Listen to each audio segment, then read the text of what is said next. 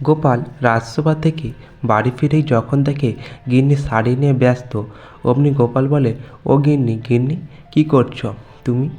গিন্নি বলে, এই যে দেখো না, দেখো এই শাড়িগুলো কি সুন্দর দেখতে, আমায় পরলে ভারী সুন্দর মানাবে না গো। গোপাল বলে, গিন্নি এতগুলো শাড়ি তুমি কোথা থেকে পেলে? বলে, কেন, আজকে যে আমাদের বাড়িতে শাড়ি বিক্রি করতে এসেছিল ওর কাছ থেকেই তো শাড়িগুলো কিনেছি। বলে, তাই নাকি, এতগুলো শাড়ি কিনেছো? বলে, হ্যাঁ গো, আমার না অনেক দিনের স্বপ্ন আমি যেন সবসময় শাড়ির গোদামে বসে থাকি, আর যেন আমার চারিদিকে শাড়ি আর শাড়ি যেন থাকে, এই আমার স্বপ্ন রয়েছে। গোপাল বলে, সত্যি গিন্নি, তুমি আমার যা মোহ ছিল সব বের করে সব নষ্ট করে দিয়েছো। গিন্নি বলে, এ মা, তুমি আমায় এমন করে বললে গো, আমি যে আমার কটা স্বপ্নের কথা বললাম, সামান্যটুকু কোথায় শাড়ি আনি আর পরতে চাই, আর একটু ভালো শাড়ি আনতে পছন্দ করি, তাতে তুমি আমায় এমন ধরনের কথা বললে। গোপাল বলে, উফ, আর কি বলি গিন্নি তোমায়। পরের দিন সকাল হতেই গোপাল রাজসভায় যায়। রাজসভায় যেতেই রাজামশাই সবার সকলকে জিজ্ঞেস করে, গোপাল, কি হয়েছে তোমার, হঠাৎ করে মুখ ভার করে বসে আছো যে? গোপাল বলে, রাজামশাই আর কি বলি রাজামশাই, গিন্নি যে এখন মাথায় সবসময় শাড়ি চিন্তা করছে, শাড়ি কিনছে, শাড়ি পরছে। রাজামশাই, আপনিই বলুন, এর ওপরে রোজ রোজ যদি শাড়ি কিনতে থাকে তাহলে তো পুরো আমার সব মোহর খালি হয়ে যাবে। রাজামশাই বলে, গোপাল, এটা তো সমস্ত গিন্নিরই তো একটু শাড়ির প্রতি লোভ থাকে, দেখো না তোমার রানীমা কেমন শাড়ি কিনতে পছন্দ করে। গোপাল বলে, রাজামশাই, আমি কোথায় সামান্য এক সাধারণ একজন মানুষ, আর আপনি কোথায় রাজামশাই, আপনার সাথে কি আমার তুলনা করলে হয়?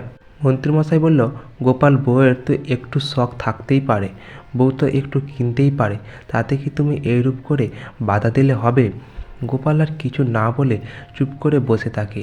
তারপর রাজসভা শেষ হয়ে যেতে গোপাল বাড়ি ফিরে আসে। ওদিকে গোপালের গিন্নি গোপাল বাড়ি ফিরে আসার আগে জল আনতে যায় পুকুর পাড়ে। ওখানে গিয়ে পুটির মায়ের সাথে দেখা হয়। পুটির মা বলে, কী গো গোপালের বউ, তুমি যাবে না? উত্তর পাড়ায় যে শাড়ির মেলা বসেছে। গোপালের বউ বলে, কি বলো, তাই শাড়ির মেলা বসেছে? তাহলে তো যেতে হয়, কিন্তু কি করে যাই বলো? হায়, আমাদের যে রান্না বান্না কিছুই হয়নি। থাক থাক, যাকগে, আমি বরং চলেই যাব তোমার সাথে। ও এলে না হলে মুড়ি টুড়ি কিছু খেয়ে নেবে। তারপর বাড়ি ফিরে গিয়ে অমনি সাজগোজ করতে থাকে। অমন সময় গোপাল ফিরে আসে। গোপাল এসে বলে, ও গিন্নি, গিন্নি কি রান্না বান্না করলে? গোপালের গিন্নি বলে, আমি আজকে কিছুই রান্না করিনি, আর রান্না করার সময়ও পাইনি। আমি এখন চললুম উত্তর পাড়ায়, শাড়ির মেলা বসেছে, শাড়ি কিনতে গেলুম।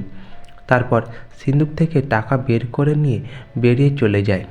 ওদিকে গোপাল তো অবাক হয়ে তাকিয়ে থাকে, বলে, এ কী কাণ্ড, কি করি এখন? গিন্নিকে তো কিছুতে আটকে রাখতে পারছি না, কি করি এখন, মাথাও তো কাজ করছে না। তারপর গোপাল মনে মনে ভাবে যে সিন্দুকটা বরং লুকিয়ে দেই, তাহলে পরে আর শাড়ি কিনতে পারবে না। অমনি গোপাল সিন্দুকটাকে নিয়ে গিয়ে রান্নাঘরে খড়কুটোর মধ্যে লুকিয়ে রেখে দিয়ে চলে আসে। তারপর কিছুক্ষণ পরে গিন্নি আসে। গিন্নি চলে, দেখো দেখো আমি কত শাড়ি কিনেছি, দেখো এই যে 10খানার মতো শাড়ি কিনেছি। গোপাল বলে, কত টাকা দিয়ে কিনলে? বলে, 5 মোহর দিয়ে কিনেছি গো। 5 মোহর দিয়ে? গোপাল বলে, কিনোনি, তুমি 5 মোহর খরচা করে দিয়ে এলে, আমার তো বুক ব্যথা শুরু হয়ে গেল। গোপালের গিন্নি বলে, ও এইটুকুতে তোমার বুক ব্যথা শুরু হয়ে গেল? কালকেও সকাল সকাল এক নতুন দোকান হচ্ছে, ওই দোকানে যাব, বুঝলে? গোপাল বলে, যাওয়া করাচ্ছি। পরের দিন সকাল হতেই গোপালের গিন্নি আবার সাজুগুজু করে বেরিয়ে পড়ে। ওর সিন্দুক থেকে মোহর নিতে গিয়ে যখন দেখে সিন্দুকই নেই, তখন বলে, এ কি মুশকিল, সিন্দুকটা কোথায় গেল? নিশ্চিত লুকিয়ে রেখে দিয়েছে। কোথায় লুকোবে? আমি ঠিক বের করে নেব কোথায় লুকিয়ে রেখেছি। খাটের তলায় দেখে, খাটের তলায় নেই। তারপর রান্নাশালে যায়, বলে, নিশ্চিত রান্নাঘর থেকে বের করে এখানেই রেখেছি।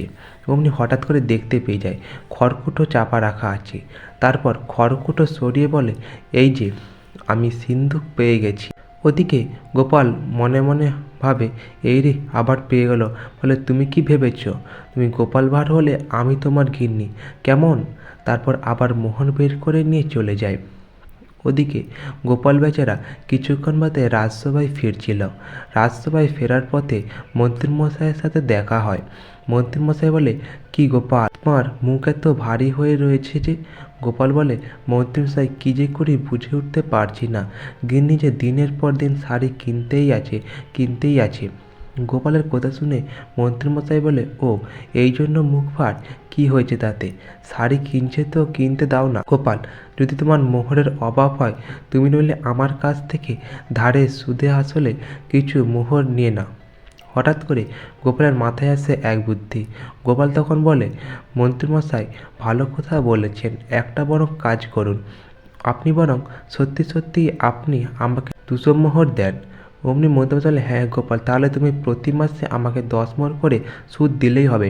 তাহলে মোট টোটাল মিলে 22 মোহর করে প্রতি মাসে আমায় দেবে। তাহলে পরে প্রতি মাসে তোমার সুদে আসলে সব মিটে যাবে। গোপাল বলে, বেশ মন্ত্রীমশাই, আমি তাই দেব।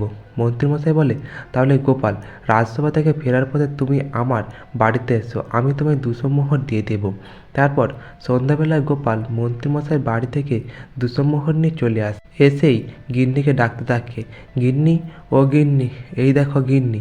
তারপর গোপাল গিন্নির হাতে মোহরের থলেটা ধরে দেয়। বলে, গিন্নি, তোমার এখন স্বপ্ন পূরণ হতে চলেছে। গিন্নি বলে, মানে? আমার স্বপ্ন তো চারিদিকে শাড়ির গোদামে আমি বসে আছি। বলে, হ্যাঁ গো গিন্নি, তুমি এখন এই মোহরগুলো দিয়ে শাড়ি কিনবে, তারপর শাড়ির দোকান করবে। অমনি বলে, আমি শাড়ির তো দোকান করতে চাইনি। বলে, কেন কিনোনি? তোমার তো শাড়ি প্রচুর প্রয়োজন, তুমি শাড়ি তো কিনবে আর যখন খুশি পরতে পারবে, আর তোমার দোকানও থাকবে। বলে, হ্যাঁ ঠিক বলেছ তো। তারপর ওই মোহর দিয়ে শাড়ি কিনে ফেলে শাড়ির দোকান দেয়। তারপর রাত্রিবেলা হতেই গোপালের গিন্নি একটা শাড়ি নিয়ে এসে গোপালকে দেখাতে থাকে। বলে, দেখো এই শাড়িটা আমায় সুন্দর দেখতে লাগবে না? গোপাল বলে, গিন্নি, আজকে শাড়ি বিক্রি হয়েছে? গিন্নি বলে, না, ওই একটা মাত্র শাড়ি বিক্রি হয়েছে। গোপাল বলে, গিন্নি, তুমি তো শাড়ি নিয়ে পড়ছো, বড় ঠিক আছে, কিন্তু শাড়ি বিক্রির দিকেও একটু মন দাও, কারণ মাসের শেষ হলে যে মন্ত্রীমশাই আবার মোহর চাইতে চলে আসবে।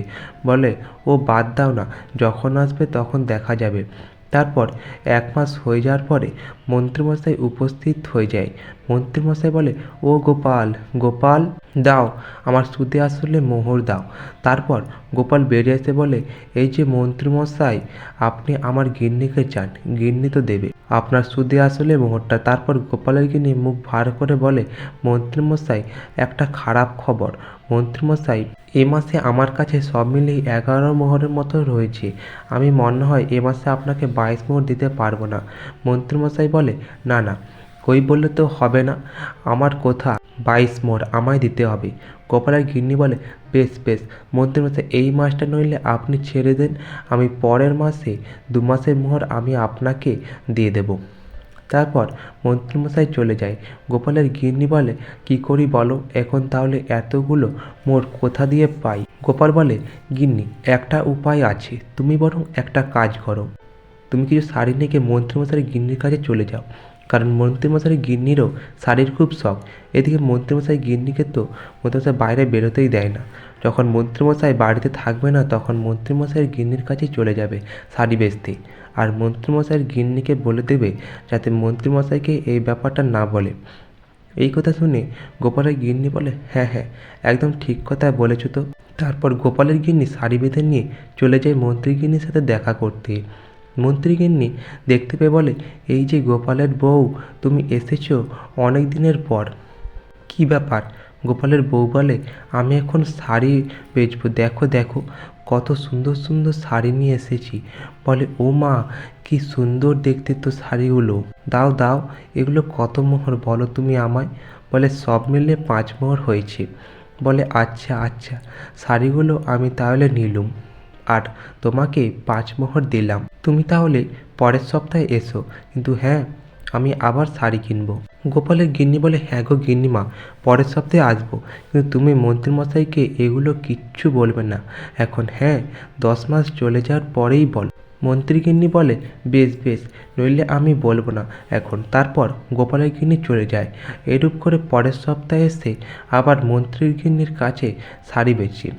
এইরূপ করে করে মন্ত্রীর গিন্নির কাছে শাড়ি বেচে 230 মোহর করে ফেলে গোপালের গিন্নি।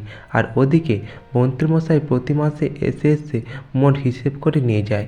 শেষ মাস হতে মন্ত্রীমশাই আসতে গোপালের গিন্নি বলে, মন্ত্রীমশাই, এই যে আপনার শেষ মাসের মোহর। হ্যাঁ, তাহলে আপনার মোহর শোধ হয়ে গেল। গোপাল বলে, মন্ত্রীমশাই, তাহলে আপনার মোহর শোধ হয়ে গেল তো? মন্ত্রীমশাই মনে মনে ভাবে, এই রে, ভাবলুম গোপালের মোহরগুলো শোধ দিতে পারবে না, গোপালের বাড়ি ঘর সব কেড়ে কুড়ে নেব, কিন্তু এটা তো হইল না। আর কি করার আছে, এবার চলেই যাই। তারপর মন্ত্রীমশাই ফিরে চলে যায়। ওদিকে গোপাল গোপালের গিন্নিকে বলে, কি গিন্নি, এবার আর শাড়ি কিনবে না? শাড়ি বেচবে বলে না গো, আর আমি শাড়ি কিনতে যাব না। আমি বরং বেচলে 2 টাকা উপার্জন করতে পারবো গো। তুমি আমায় ভালো শিক্ষা দিয়েছ।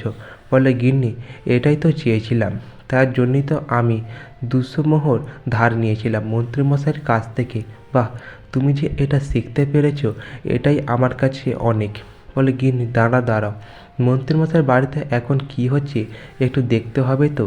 তারপর গোপাল মন্ত্রীমশাইয়ের পিছু নিয়ে গিয়ে মন্ত্রীমশাই বাড়ির বাইরে জানালার কাছে দাঁড়িয়ে যখন শুনে, মন্ত্রীমশাই গিয়ে দেখে মন্ত্রীমশাইয়ের গিন্নি বিছানার মধ্যে অনেক জামা কাপড় মিলে ঝুলে রেখেছে। মন্ত্রীমশাই বলে, এ কি গো গিন্নি, এত নতুন নতুন শাড়ি তুমি কোথা দিয়ে পেলে? বলে, কেন, দেখো কত নতুন নতুন শাড়ি কিনেছি দেখো। বলে, কোথা দিয়ে কিনলে গিন্নি, তুমি তো ঘর থেকে বাইরে বেরো না।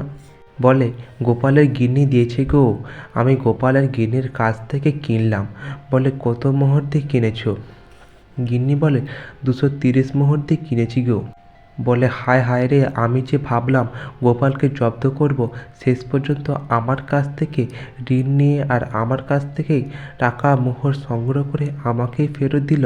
এ কী অবস্থা!